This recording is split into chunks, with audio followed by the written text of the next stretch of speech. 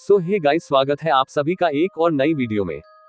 आज मैं आप सभी के लिए एक बार फिर से लेकर आ गया हूं कुछ बेहद ही ज्यादा खौफनाक कहानियां लेकर।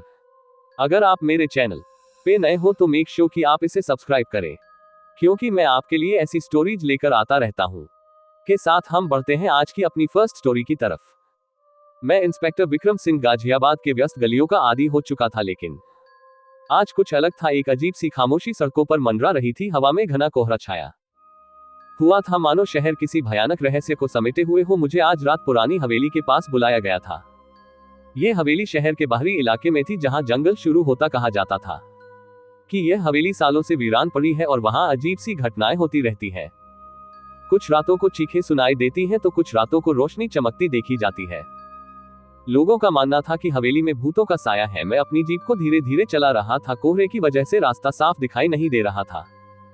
कुत्तों के भौंकने की आवाजें भी नहीं आ रही थी, जो इस सन्नाटे को और भी भयानक बना रही थी। मैंने सोचा शायद आज रात कुछ अलग होने वाला है। हवेली एक ऊंची दीवार से घिरी हुई थी। लोहे का जंग लगा हुआ गेट थोड़ा खुला हुआ था। मैंने जीप को गेट के बाहर रोका और अकेले अंदर जाने लगा। कोहरे की वजह से हवेली का पूरा ढांचा दिखाई नहीं दे रहा था, लेकिन जो कुछ दिख रहा था वह काफी डरावना था। हवेली की दीवारें जर्जर थी, खिड़कियों के शीशे टूट चुके थे और छत से पेड़ पौधे निकल रहे थे। अचानक एक चीख की आवाज सुनाई दी। मेरी रीढ़ की हड्डी में एक सिहर दौड़ गई।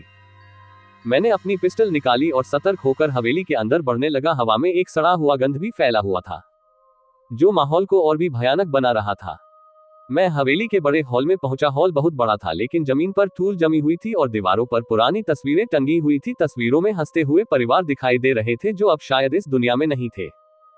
अचानक एक दरवाजा तेजी से खुला और एक बूढ़ी औरत सामने आ खड़ी हुई। वह सफेद साड़ी पहने हुए थी और उसके चेहरे पर डर के भाव साफ दिखाई दे रहे थे। मैंने उसे हेलो किया और पूछा कि वह कौन है। मैं सुमित्रा देवी हूं, औरत ने कांपती आवाज में कहा। ये हवेली मेरी है। मैंने उसे बताया कि मैं इंस्पेक्टर विक्रम सिंह हूं और मुझे इस हवेली में होने वाली अजीब घटनाओं के बारे में जानकारी लेनी है। सुमित्रा देवी ने मुझे बताया कि यह हवेली उसके परिवार की है और कई सालों पहले एक भयानक घटना के बाद से वह यहां रहना छोड़ चुकी है।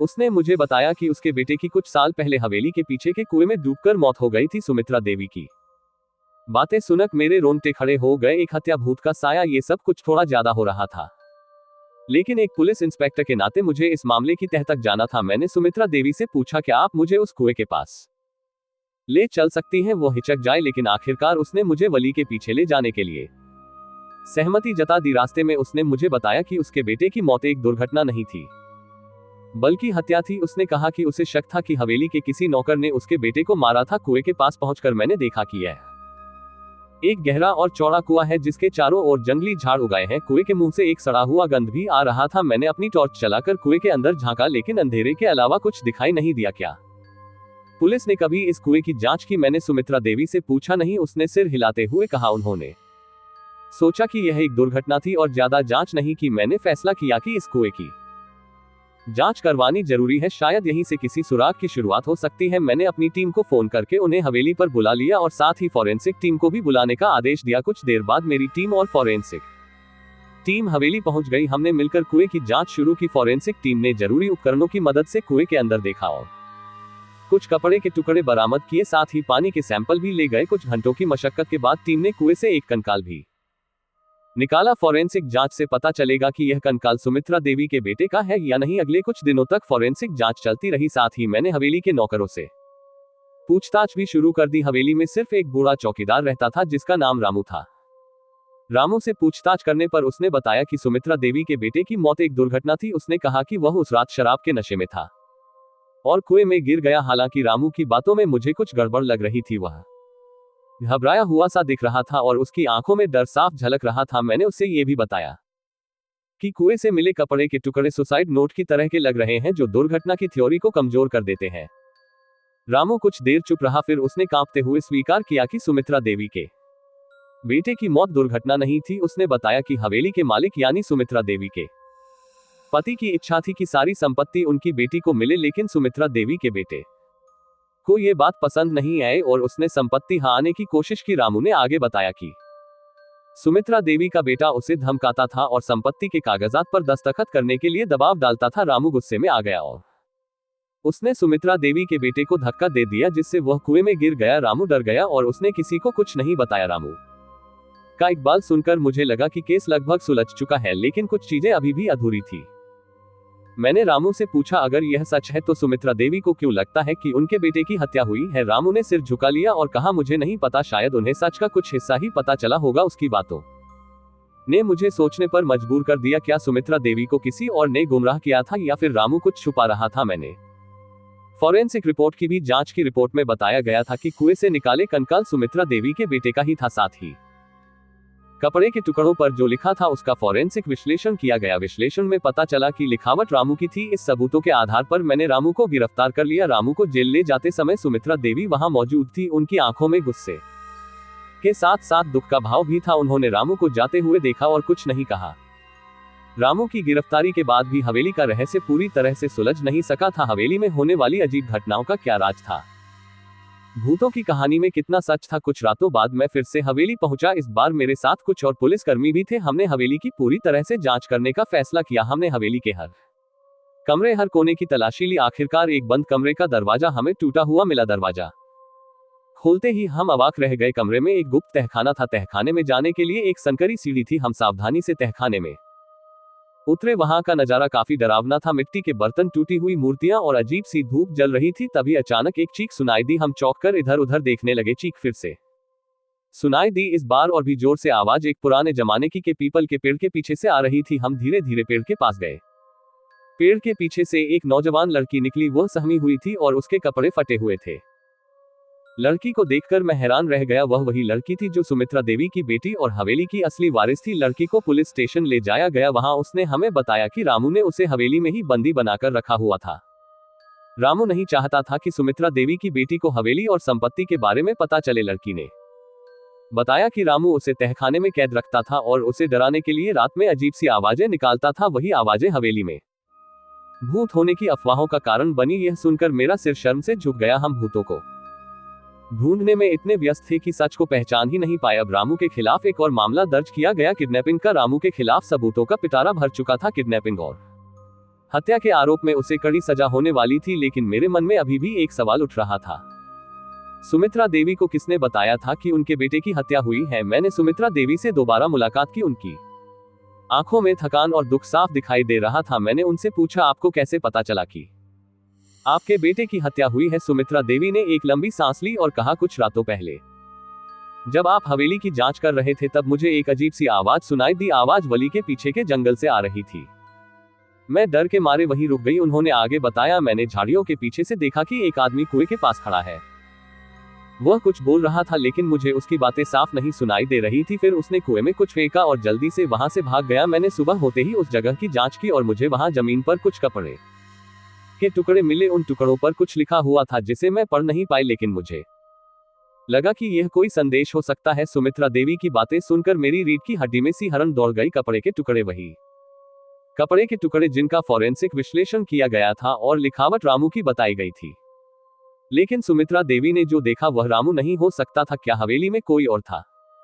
सुमित्रा देवी की बातों ने मामले को एक नया मोड़ दे दिया। हवेली में कोई और भी था जो रामू से जुड़ा हुआ था, लेकिन वह कौन था और उसका मकसद क्या था? मैंने हवेली के पुराने रिकॉर्ड्स खंगाले। मुझे पता चला कि सुमित्रा देवी के पति की मृत्यु से कुछ समय पहले हवेली में एक नौकर रहता था जिसका नाम मोहन था। मोहन किसी आपराधिक गतिविधि में पकड़ा गया था और उसे जेल जाना पड़ा था। कुछ साल बाद मोहन जेल से छूट कर आया था, लेकिन हवेली में उसे कोई जगह नहीं मिली। सुमित्रा देवी के पति ने उसे वापस रखने से इनकार कर दिया था। क्या मोहन गुस्से से भर गया था?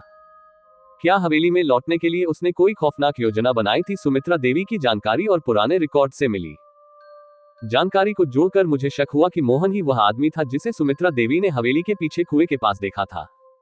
मैंने अपनी टीम को जंगल में सर्च ऑपरेशन चलाने का आदेश दिया। हम जानते थे कि मोहन जंगल में कहीं छुपा हुआ है। कुछ दिनों की कड़ी मेहनत के बाद हमें जंगल में एक छोटी सी झोपड़ी मिली। झोपड़ी के अंदर से एक बूढ़ा आदमी निकला। उसके कपड़े फटे हुए थे और चेहरे पर घबराहट साफ झलक रही थी। यह आदमी मोहन ही था। उसे हिरासत में लेकर पूछताछ की गई। मोहन ने शुरू में तो कुछ भी नहीं बताया, लेकिन जब उसे यह बताया गया कि सुमित्रा देवी के बेटे की मौत का असली गुनाहगार रामू है, मोहन के चेहरे पर गुस्से का आक्रोश कुछ कम हुआ, लेकिन एक गहरा दुख भी झलक लगा। उसने कांपते हुए स्वीकार किया कि सुमित्रा देवी के बेटे की मौत में उसका कोई हाथ नहीं था। उसने बताया कि जेल से छूटने के बाद वह हवेली लौटना चाहता था, लेकिन सुमित्रा देवी के पति ने उसे मना कर दिया। उनका कहना था कि हवेली में अब उसके लिए कोई जगह नहीं है। मोहन बेघर हो गया और जंगल में रहने लगा। वह सुमित्रा देवी और उनके बेटे को हवेली के पास कभी कभी देखता था। एक रात उसने सुमित्रा देवी के बेटे को अकेले हवेली के पीछे जाते हुए देखा। मोहन ने उसका पीछा किया और देखा कि वह कुएं के पास खड़ा है। सुमित्रा देवी का बेटा शराब के नशे में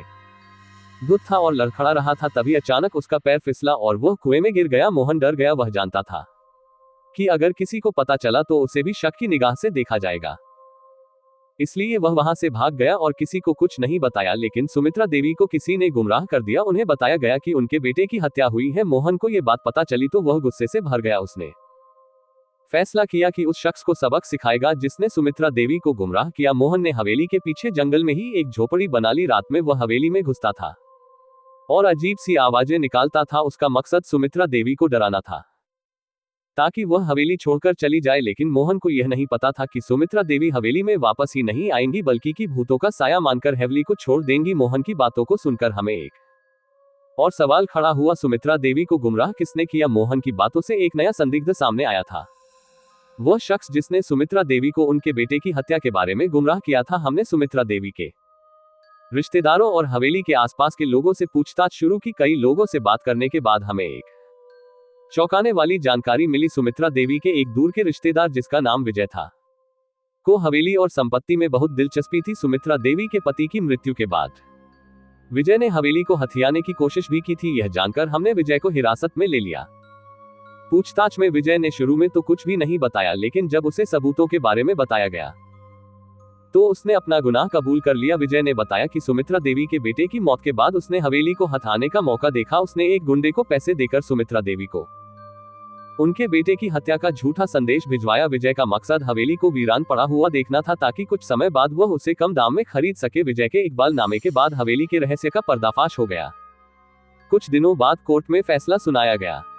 रामू को उम्र कैद की सजा सुनाई गई। मोहन को लापरवाही के जुर्म में कुछ समय की सजा दी गई और विजय को जेल की हवा खाने का मौका मिला। हवेली का रहस्य सुलझ चुका था, लेकिन एक सवाल मेरे मन में अभी भी घूम रहा था, सुमित्रा देवी का क्या होगा? मैंने सुमित्रा देवी से मुलाकात की। वे हवेली के बाहर खड़ी थी। उनकी आंखों में थकान कम हो चुकी थी, लेकिन एक गहरा दुख अभी भी बचा हुआ था। मैंने उनसे पूछा, आप हवेली में वापस लौटे? सुमित्रा देवी ने हवेली की तरफ देखा और कहा, यहाँ बहुत सारी यादें हैं, खुशी की भी और गम की भी। शायद अब वापस लौटने का वक्त आ गया है। कुछ दिनों बाद हवेली की मरम्मत का काम शुरू हो गया। सुमित्रा देवी ने हवेली में वापस लौटने का फैसला किया था। पहले दिन हवेली में पूजा पाठ किया गया। हवेली के अंधेरे कमरों में रोशनी फिर से लौट आए। एक शाम मैं सुमित्रा देवी से मिलने हवेली गया। हवेली अब पहले जैसी वीरान नहीं लग रही थी। हम हवेली के बगीचे में बैठे थे। सुमित्रा देवी ने चाय बनाई थी। चाय पीते हुए उन्होंने कहा, इंस्पेक्टर विक्रम सिंह, आपने हवेली के रहस्य को सुलझाया, आपका बहुत शुक्रिया। मैंने उन्हें धन्यवाद दिया और कहा, यह मेरा काम था। हम बातें करते रहे। सुमित्रा देवी हवेली के भविष्य के बारे में बता रही थी। उन्होंने कहा कि वे हवेली को एक आश्रम में बदलना चाहती है जहां जरूरतमंद लोगों की मदद की जा सके। अचानक हवेली के पीछे से एक बच्चे की हंसी सुनाई दी। सुमित्रा देवी हंसी और बोली, यह मेरी पोती है, मेरी बेटी उसे हवेली घुमाने लाई है। मैंने मुस्कुराते हुए उन्हें बधाई दी। हवेली में फिर से खुशियां लौट रही थी। भूतों का साया अब अतीत की बात बन चुका था।